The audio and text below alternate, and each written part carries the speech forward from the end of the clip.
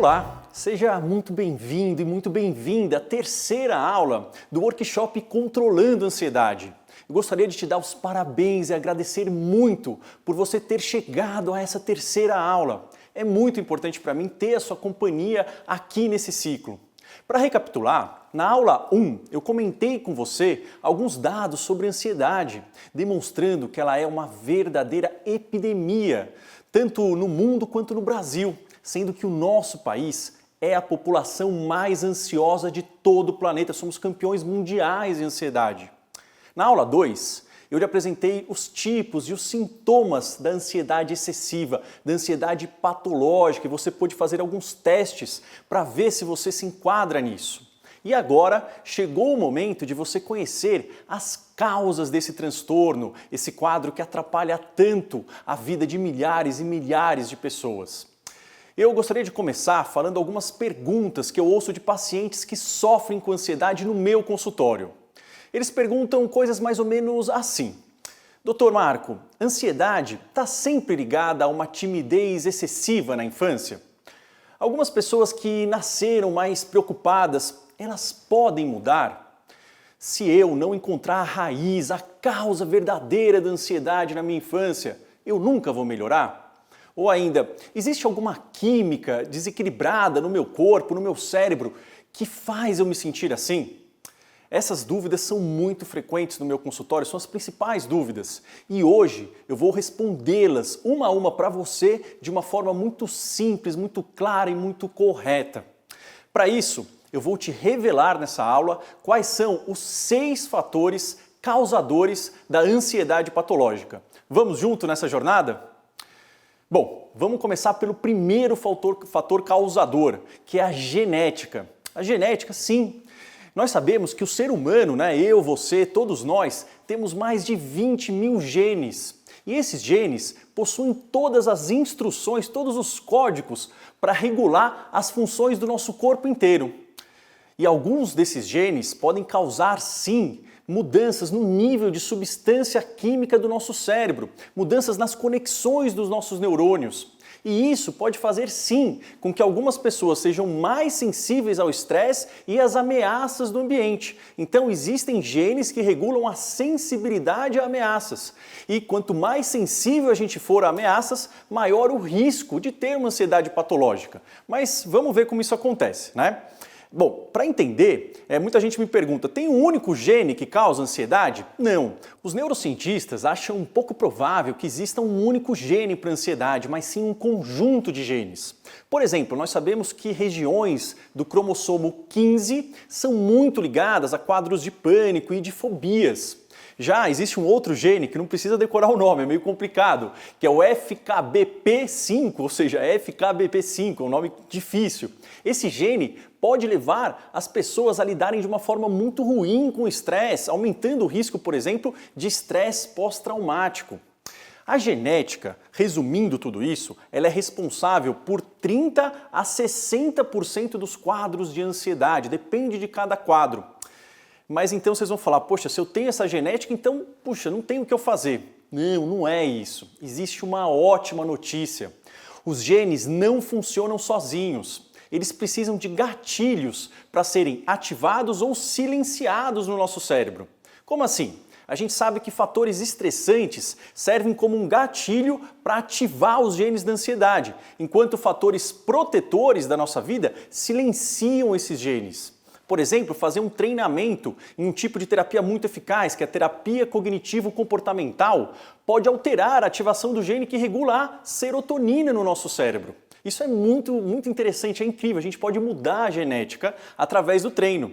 Por exemplo, a prática também de mindfulness, que é um tipo de meditação científica, Um treino de atenção baseado em algumas técnicas de meditação, modula a expressão gênica também, diminui genes relacionados à resposta inflamatória e à morte celular. Isso é muito legal, é muito incrível.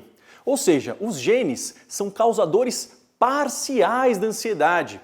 Mas nós podemos sim modificar a sua atividade através de treinamentos e de ações específicas no nosso dia a dia. Então, vocês podem ver nessa imagem que vai aparecer aí na tela como que funciona essa genética de uma forma muito ilustrativa. Então, a gente tem um conjunto de genes que regula a nossa sensibilidade ao perigo e à ameaça. Só que esses genes não funcionam sozinhos.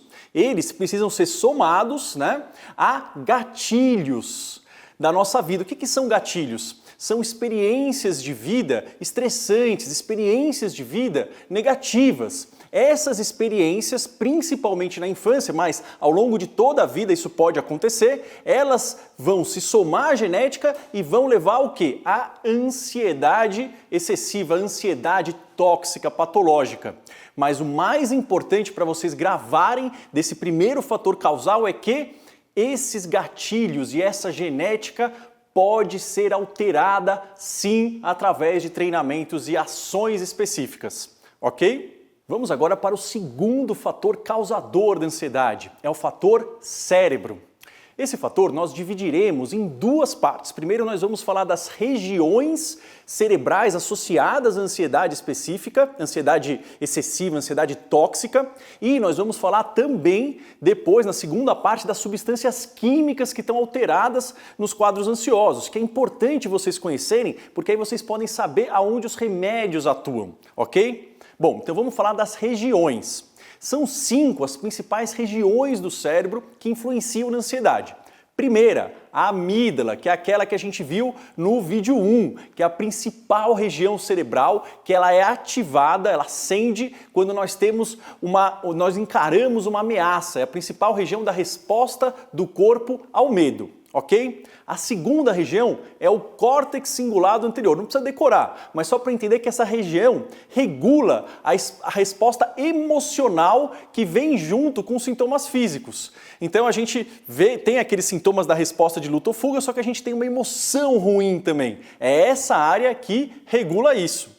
A terceira região é o hipocampo, que regula também as emoções e memórias, ou seja, a gente grava na memória do nosso cérebro, né? Isso fica gravado quando uma situação oferece uma ameaça, por isso que a gente lembra de momentos ruins, é o hipocampo que faz isso. Quarta região é o locus ceruleus. Essa região ajuda a determinar quais os estímulos merecem atenção. Então ela serve como um filtro que avalia se vale a pena ou não gastarmos a energia mental com o perigo. Isso é importante a gente entender, por quê? Porque na ansiedade excessiva, essa região ela não está conseguindo dizer para o nosso corpo que é para esquecer aquela ameaça. Ela fica liberando a ameaça o tempo todo e isso causa um desgaste. E a quinta região é o córtex pré-frontal, que está envolvido em um raciocínio complexo, numa tomada de decisões muito sofisticada do nosso comportamento, e ele também vai ou amplificar a ansiedade ou inibir a ansiedade. Ou seja, tem a amígdala, o hipocampo, que tem a ver com coisas primitivas e emocionais, e essa parte mais frontal tem a ver, opa, vou inibir, isso não é importante, ou vou liberar, isso é muito importante. Então, na ansiedade patológica, tem uma hiperativação da amígdala e do hipocampo e uma hipoativação do córtex pré-frontal, certo? Vamos agora falar das 5 substâncias químicas que estão alteradas na ansiedade. Para isso, eu vou usar o flip chart. Como a gente pode ver aqui nesse flip chart, são 5 substâncias principais que estão alteradas na ansiedade excessiva. E cada medicação para ansiedade vai atuar mais ou menos em uma delas. Então a dopamina, o que acontece? A gente sabe que tem quadros de ansiedade, como, por exemplo, o TOC, onde existe um aumento de dopamina. E quadros de fobia social, existe uma diminuição da dopamina. A dopamina, ela está ligada à nossa parte de concentração e motivação, prazer. Ou seja, é bom ter dopamina, só que muita dopamina pode levar sim a uma ansiedade excessiva e uma falta de dopamina pode também fazer com que nós não tenhamos essa motivação, essa concentração para desempenhar nossas funções e aumentar a ansiedade. Então, a dopamina tem que ser modulada, nem muito nem pouco. O GABA, ele é um neurotransmissor inibitório, ou seja, ele inibe o funcionamento do nosso sistema nervoso, provocando uma sensação de sonolência e relaxamento. A gente sabe que na ansiedade, normalmente existe uma diminuição do GABA. Então, é interessante nós aumentarmos o GABA, mas não demais. Por quê? Porque senão nós vamos ficar sonolentos, lentificados, ok? A noradrenalina. Noradrenalina tem a ver com energia, concentração e sensibilidade à dor física. Ela funciona mais ou menos igual à dopamina. Ela pode estar tanto aumentada em alguns quadros ou ela pode estar diminuída, principalmente quando a ansiedade vem junto com depressão. Então, ansiedade com depressão tem uma diminuição de noradrenalina, em outros tipos de ansiedade tem um aumento. O glutamato, ele é o oposto ao GABA, então um é como se fosse um peso da balança em relação ao outro. O glutamato, ele é um neurotransmissor excitatório. Ele aumenta a condução de impulsos nervosos, é bom para a nossa concentração, para nós estarmos com uma velocidade de raciocínio rápida. Só que na ansiedade, normalmente, tem um aumento muito intenso do glutamato, né, em quadros ansiosos. E isso faz com que o cérebro não consiga parar de pensar, vem pensamento com preocupações o tempo todo. Então, a gente tem que equilibrar, diminuir, né, o glutamato e aumentar o GABA, ok? E por fim a serotonina, que eu deixei por último porque é o mais importante. A serotonina, ela tem a ver com a nossa sensibilidade a perigo, a ameaça. Uma sensibilidade a coisas negativas. Quanto menor a serotonina, mais sensível a gente está. Ela regula outras coisas também, mas a gente sabe que na ansiedade existe uma diminuição importante de serotonina. E a maioria das medicações vai atuar na serotonina. Só que, como nós conversamos para a parte genética, a parte de treinamentos também são capazes de mudar a química cerebral, principalmente em aumentar os níveis de serotonina no nosso cérebro. Vamos agora ver o terceiro fator causador, que são os hormônios. Bom, como é que os hormônios influenciam então na nossa ansiedade? Tem alguma alteração hormonal? Na verdade, tem sim, né? Algumas pesquisas descobriram que pessoas com transtornos de ansiedade têm altos níveis de um hormônio chamado hormônio liberador de corticotropina. O apelido que a gente dá é CRH. Então, tem um aumento do CRH. E o CRH, ele atua aumentando a liberação de cortisol, gerando um estado de estresse crônico. Vamos ver rapidinho nessa imagem como que isso acontece no nosso cérebro. Então, como vocês podem ver nessa imagem, existe um aumento da liberação do CRH.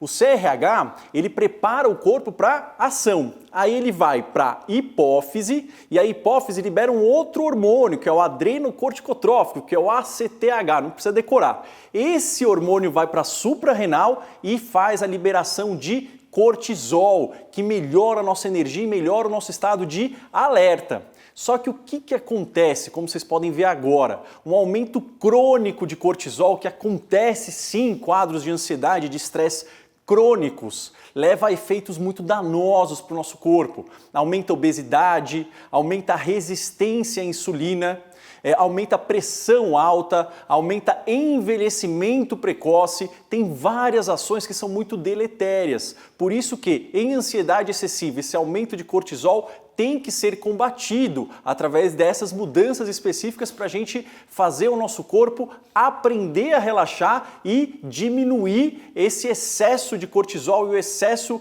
de CRH, ok? Existem outros hormônios que também influenciam na ansiedade. A gente sabe que hormônios femininos, como o estrógeno e a progesterona, estão muito relacionados sim à ansiedade, e isso faz com que as mulheres tenham até 2 vezes mais quadros de ansiedade patológica do que os homens.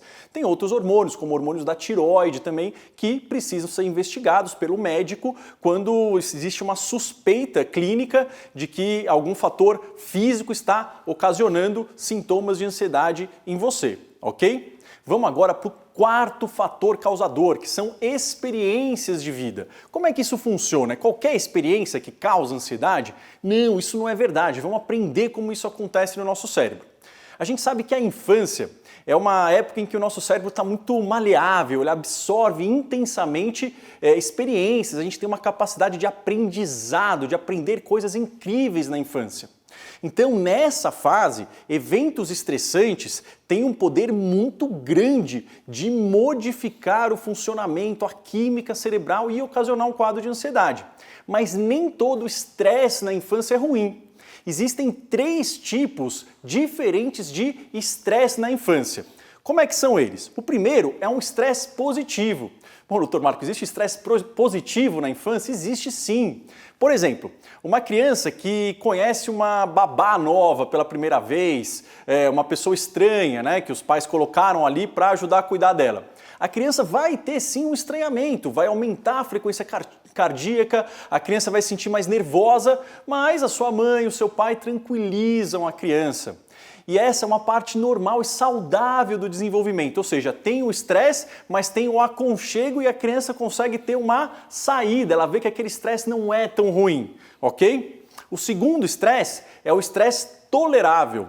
Por exemplo, imagina que uma enchente destrói a casa de uma família, né? Uma coisa catastrófica, deixando a família desabrigada e eles têm que passar por muitas dificuldades para conseguir se reerguer. As crianças ficam assustadas, elas ficam tristes, mas se os seus pais estão presentes, se consolam essas crianças, se eles prometem que sim, vão se unir como família, que vão se reconstruir, embora o grau de estresse seja mais intenso, esse apoio dos pais, essa união afetiva e mostrar que existe sim uma saída, isso ameniza os efeitos prejudiciais, dá uma capacidade de resiliência para a criança. Então isso é um estresse difícil, mas ele não é tão tóxico. E agora tem o terceiro tipo, que é sim o estresse tóxico, que é, por exemplo, uma criança que é repetidamente abusada fisicamente pelos seus pais, por familiares, e ela não tem um outro adulto para se apoiar. Esse tipo de estresse, ele é intenso, ele é contínuo e a criança tem uma sensação de que ela não tem saída, ela é impotente para conseguir superar aquilo. Isso pode atrapalhar muito o desenvolvimento do cérebro dessa criança e aumentar o risco de um quadro de ansiedade. Não é só esse exemplo, eu dei um exemplo muito difícil, mas o que a gente tem que entender é que o estresse tóxico ele é aquele onde a gente sente uma impotência frente a uma situação ruim que ela é contínua, existe esse sentimento de que eu não consigo sair disso. Esse é o estresse tóxico. Eu dei um exemplo difícil, mas podem ser outras situações menos difíceis, mas que geram essa sensação de impotência na criança. Então, resumindo, um pouco de estresse na infância e na adolescência é perfeitamente normal. Ao aprender e se adaptar ao estresse no início da vida, as crianças elas melhoram a capacidade de lidar com os desafios inesperados. Mas quando o estresse é prolongado, grave e a criança não tem acesso a um apoio emocional para resistir a esse estresse, para achar uma saída, sim, ele se torna tóxico. Ok? Eu vou dar então alguns exemplos de estresse tóxico que podem acontecer e você pode se identificar com algum deles. Por exemplo, pais que são extremamente críticos, continuamente não oferecem apoio emocional, crianças que têm perdas importantes de figuras de autoridade, figuras de aconchego na infância, abuso, maus tratos, bullying continuamente na escola sem conseguir ter uma fonte de escape, sem conseguir ter digamos, um alicerce para poder enfrentar isso. Então tudo isso pode sim ser um estresse crônico e algumas pessoas com fobias, né, fobias de buraco, de avião, de altura, elas podem ter algumas experiências ruins relacionadas a isso. Enfim, a uma altura, uma experiência traumática na altura, uma experiência com insetos difícil, mas nem sempre isso está presente. É mais importante a gente focar, a gente guardar esses fatores de estresse tóxico, mas mais uma vez nós podemos mudar essa química cerebral e remodular essas conexões que o estresse tóxico gerou na nossa vida. Vamos agora para o quinto fator causal, que é a personalidade.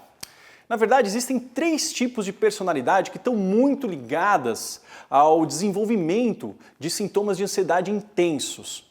Quais são esses 3 tipos? Primeiro, é a personalidade com excesso de timidez. Então, pessoas que são naturalmente mais tímidas são mais propensas a desenvolver uma ansiedade mais tarde na vida adulta. O que a gente vê é que essas pessoas mais tímidas têm uma atividade aumentada na amígdala, que é um fator de risco, sim, para uma ansiedade patológica. A segunda personalidade é a personalidade de sensibilidade aos sintomas da ansiedade, SSA, sensibilidade aos sintomas da ansiedade. Como é que é isso? É uma sensibilidade excessiva àqueles sintomas da resposta de luta ou fuga. A pessoa ela vê aquilo como algo muito ruim, muito aversivo. Então ela começa a sentir medo de sentir medo, ou medo da própria ansiedade. É uma tendência natural a amplificar o significado de qualquer sensação ruim. Tanto a respiração ofegante, o coração palpitando, os tremores, o rubor, o sudorese, isso é visto como algo muito aversivo, muito vergonhoso e muito doloroso, né? Então essas pessoas elas encaram os sinais normais da ansiedade como indícios de que uma doença muito grave pode estar acontecendo ou de que elas estão perdendo o controle. Ter uma alta sensibilidade a esses sintomas da resposta de luta ou fuga, a ansiedade, faz com que você tenha uma probabilidade maior de desenvolver quadros de ansiedade como fobias ou como ansiedade generalizada, por exemplo. E a terceira personalidade, o terceiro tipo de personalidade é uma personalidade evitativa ou esquiva, né? Essas pessoas elas têm um intenso medo de rejeição. São pessoas que são hesitantes, elas são tensas, elas têm medo de várias situações, elas costumam fazer muitos autojulgamentos, muito duros, são extremamente sensíveis às críticas dos outros. Essa evitação é uma parte fundamental do quadro. Para prevenir, para se proteger da rejeição que elas imaginam que vão acontecer, elas evitam situações de contato social. E isso prejudica muito o seu desempenho, tanto na escola quanto no trabalho. Isso leva a um isolamento, a uma frustração e aumenta a autocrítica. Esse tipo de personalidade tem um risco muito maior de ter um quadro de ansiedade ou de fobia social. Todas as pessoas que têm esses tipos de personalidade podem sim se beneficiar muito com a terapia cognitivo-comportamental e com o mindfulness, para prevenir o desenvolvimento de uma ansiedade tóxica mais para frente. E vamos chegar agora ao último fator, ao sexto fator causador da ansiedade, que é o nosso estilo de vida. Alguns elementos da nossa rotina podem ser gatilhos importantes para quadros de ansiedade tóxica. Os principais elementos que servem como gatilho são, primeiro, a profissão que a gente exerce. A gente sabe que profissões com baixo controle sobre a tomada de decisões, com alta demanda por resultados e com pouco suporte de colegas, geram um alto risco para a ansiedade. Profissões que estão mais associadas a isso incluem profissões do setor bancário, professores, profissionais de saúde, mas toda profissão que tem baixo controle sobre a produção, que tem pouco suporte dos colegas, está em risco de ter uma ansiedade excessiva. O segundo fator de estresse do ambiente é a falta de atividades de lazer. Um outro fator é morar em regiões metropolitanas, sim, morar em grandes cidades como São Paulo ou grandes capitais do Brasil aumenta muito, até triplica o risco da gente ter um quadro de ansiedade. Não é fácil a vida em grandes cidades. A gente sabe também que mudanças intensas no nosso ambiente, na nossa rotina, como mudar de casa, ou iniciar ou terminar um relacionamento, iniciar ou sair de um emprego, nascimento de filhos, qualquer mudança mexe com a nossa energia cerebral e predispõe a quadros de ansiedade. A gente sabe que adoecimento e falecimento de parentes, de pessoas próximas, também é um fator de risco. O uso de álcool ou de qualquer outro tipo de substância, incluindo maconha, cocaína, crack, LSD, todas essas substâncias podem ser sim um fator de risco importante para a ansiedade. Sedentarismo, falta de atividade física, isolamento social, vida em grandes cidades, com essa rotina intensa, faz com que a gente fique mais isolado, a gente não tem tempo para as pessoas. a falta de contato com a natureza também. A gente sabe que na natureza tem elementos importantes, tem probióticos, tem bactérias que ajudam a prevenir a ansiedade, por mais incrível que isso possa parecer. E a falta de alimentação e sono inadequados. Nós vamos então agora resumir todo esse conhecimento que nós tivemos na aula de hoje nessa imagem que vai aparecer agora aqui do lado. Então, como é que funciona? A gente nasce com uma genética que pode deixar a gente mais sensível às ameaças, e aí nós temos gatilhos. Que gatilhos? A gente pode ter um estresse tóxico na infância, e aí a genética mais o estresse tóxico leva a personalidades de risco. A genética mais um gatilho de uso de álcool ou de outras substâncias, somado a gatilho de um estilo de vida com muito estresse de trabalho, com alimentação inadequada, com sono inadequado, isolamento social, falta de atividade física.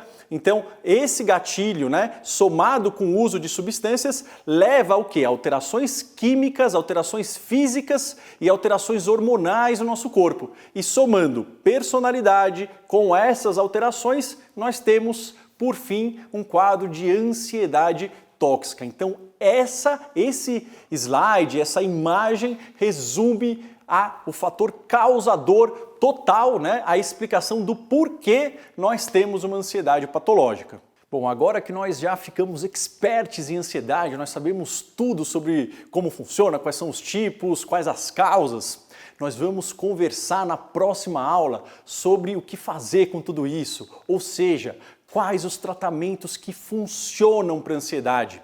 E eu irei apresentar para você técnicas naturais, simples, mas muito poderosas, muito eficazes, para que você consiga aplicá-las no seu dia a dia e obter o controle da sua ansiedade. Se você tiver alguma dúvida sobre a aula de hoje, comenta aqui logo abaixo. E, para finalizar, compartilhe esse vídeo com seus amigos, com seus conhecidos, com pessoas que vocês acham que podem se beneficiar, que talvez sofram com ansiedade ou conhecem alguém que sofre com ansiedade.